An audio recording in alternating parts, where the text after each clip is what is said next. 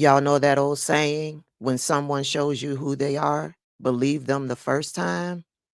Well, this video is for Congressman Jamie Raskin and everybody else that was saying, let's give Marjorie Taylor Greene a chance. It seems like she's changed. Bull.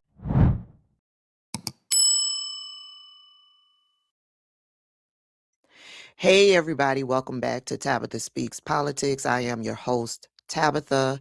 If you've come across this video and are not subscribed to my channel, go ahead and click that subscribe button. If you think that you are subscribed to my channel, make sure that you are subscribed to my channel. If you've been seeing me all over your timeline and you're not subscribed to the channel, go ahead and click that subscribe button. I welcome you. Now, when Marjorie Taylor Greene started to go on her rebranding tour, a lot of people fell for it. A lot of us saw it for what it was. She was trying to rebrand. She was seeing the writing on the wall. Donald Trump is not going to be here forever, right? She was seeing the writing on the wall. And so she started slowly to push back against Donald Trump, never calling him out by name, but calling out some of the policies that were being implemented, right? Especially when it comes to America First. But then she got deeper into it because she saw the writing on the wall. She had her finger on the pulse. She was paying attention to the likes of Nick Fuentes. When people were out there saying that what Donald Trump and what the Republicans were doing was not America First, Marjorie Taylor Greene was paying attention. And then she sunk her claws into the whole Jeffrey Epstein thing. And that helped her to propel into her rebranding that she was doing. And people fell for it. People fell for it. This is when people really fell for Marjorie Taylor Greene's bullshit. But we have seen these kinds of attacks or criticism from the president at other people. It's not new. And with respect, I haven't heard you speak out about it until it was directed at you. Dana, I think that's fair criticism. And I would like to say humbly, I'm sorry for taking part in the toxic politics. It's very bad for our country.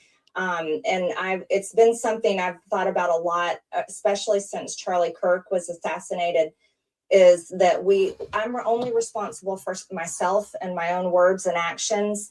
And I am committed, and I've been working on this a lot lately, to put down the knives in politics. I really just want to see people be kind to one another, and we need to figure out a new path forward that is focused on the American people, because as Americans, no matter what side of the aisle we're on, we have far more in common than we have differences. Yeah. And we need to be able to respect each other with our disagreements. That was Marjorie Taylor Greene as she was running around on her rebranding tour. It even fooled Representative Jamie Raskin. This is what he had to say as Marjorie Taylor Greene was going around on her rebranding tour. Let me just say a couple more things to you great Florida Democrats. One of them is we are a big tent. We must be a huge, vast tent. I say this is a party that's got room for Marjorie Taylor Greene if she wants to come over. We got room for anybody who wants to stand up for the Constitution and for the Bill of Rights today. One of my colleagues who left from South Carolina, Trey Gowdy, said to me on the way out, he said, Raskin, you're not a bad guy. The problem with you is you're a liberal. I said, you're damn right I'm a liberal. The heart of that word is liberty. And I'm a progressive because the heart of that word is progress. But my favorite thing to call myself today is a conservative, because I want to conserve the land, the air, the water, the climate system.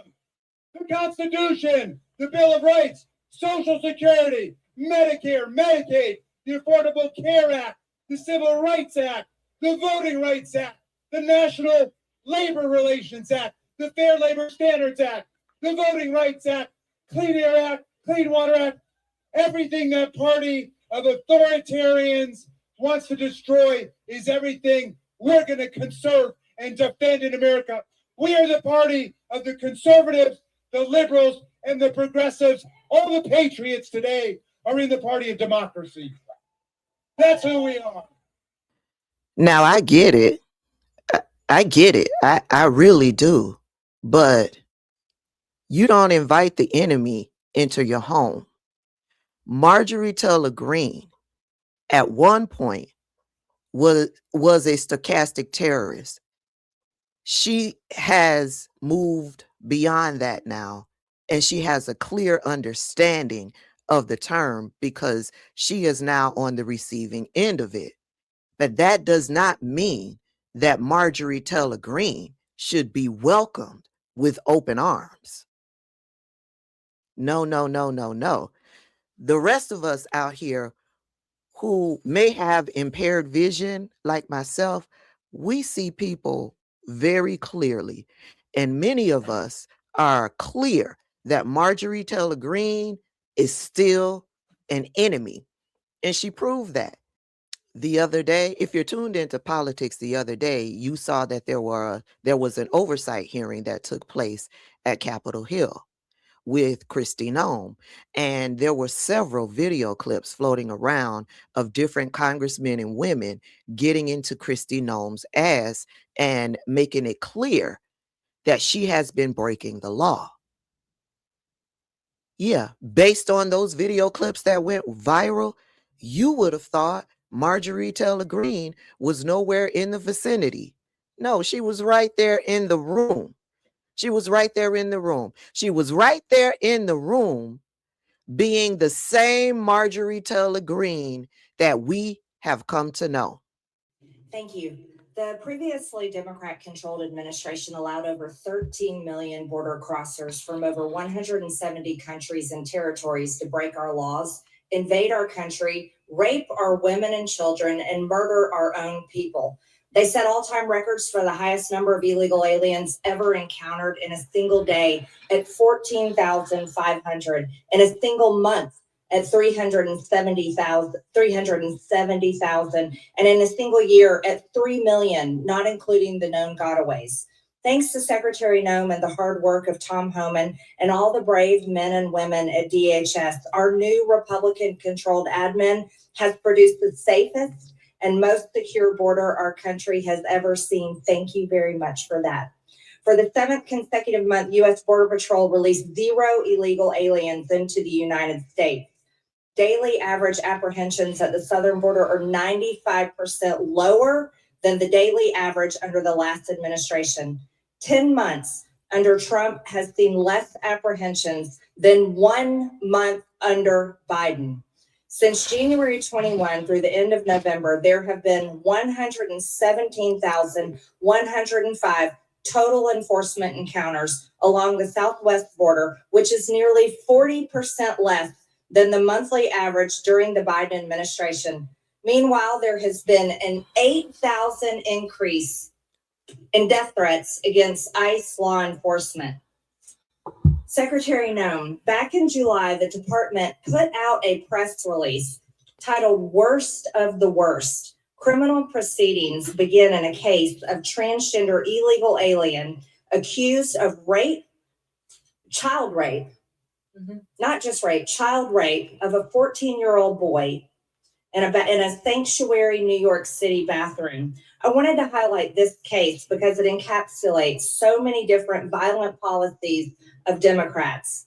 This was an increase in trans violence with their embrace of gender ideology, an egregious catch and release policy implemented under the last 4 years, and sanctuary cities that harbor criminal illegal alien monsters that have raped and murdered many Americans.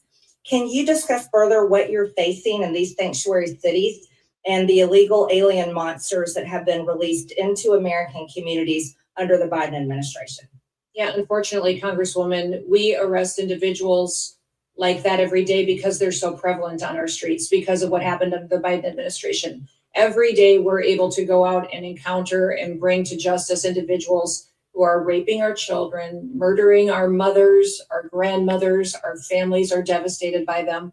And I'm shocked at the Democrats' constant defense of these individual criminals over the American citizen that is out there just trying to live their lives, put food on the table, and live the American dream. And what we do at the Department of Homeland Security by making sure that we're out enforcing the law every day is making sure that those families get a chance to do that. So I'm so grateful for them. The 8,000% increase in death threats is real. These ICE agents and CBP officers that are out on our streets doing God's work live in these communities. They live there. These are their families and their neighbors that they're protecting, and they get up every day and do that job because they believe in their mission.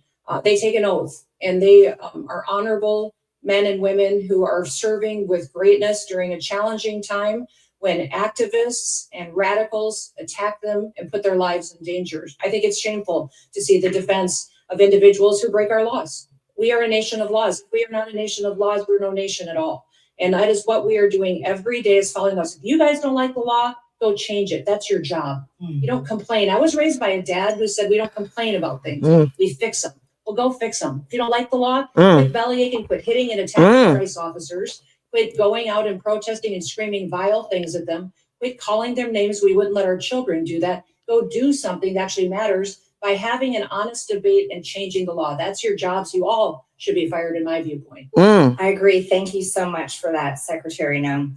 Back in 2021, I was one of only 16 members who voted against the Allies Act of 2021, which increased the number of special immigrant visas for Afghan nationals and loosened vetting requirements for eligibility. This brought in over 76,000 Afghans. Director Kent, what actions are being taken to identify and remove any of the 100,000 Afghan nationals admitted under the Biden admin who may have ties to terrorism, like the one who shot 2 National Guard members, tragically killing Sarah Beckstrom here in Washington, D.C.? I'm sorry, gentlelady's time has expired. No, we're keeping everything quick to the 5 minutes. I'm sorry, but gentleman from New York is now recognized. Now that is the Marjorie Taylor Greene that I know. And that is the Marjorie Taylor Greene that so many people out there forgot.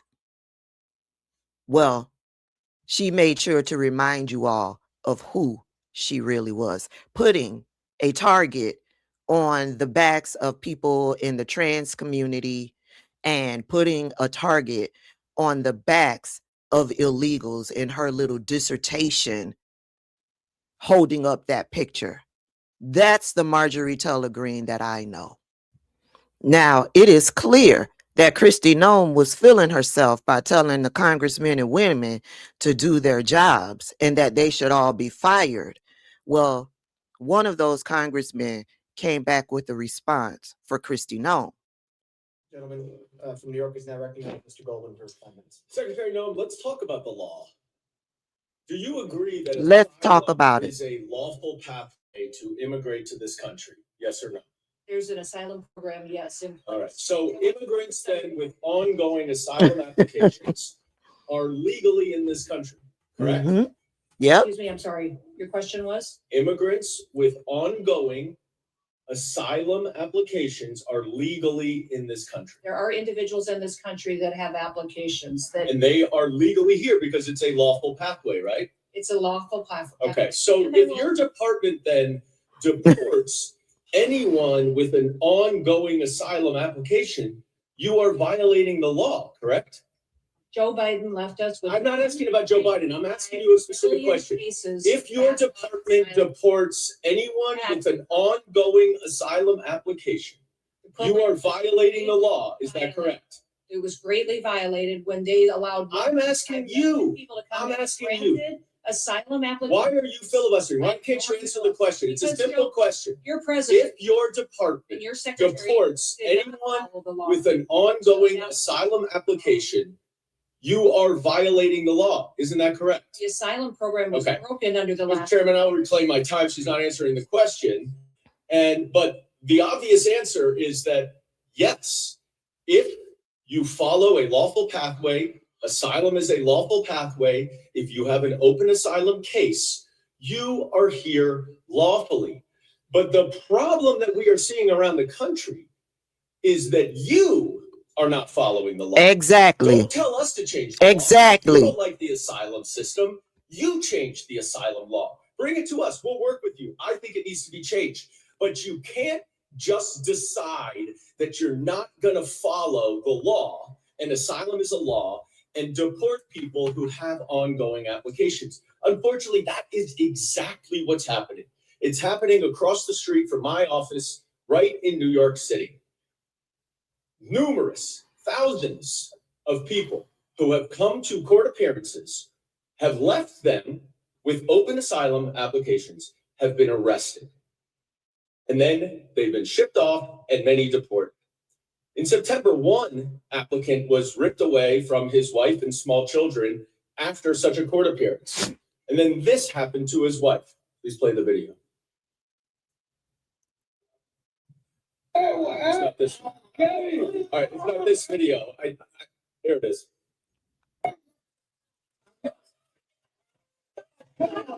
Oh, it is video.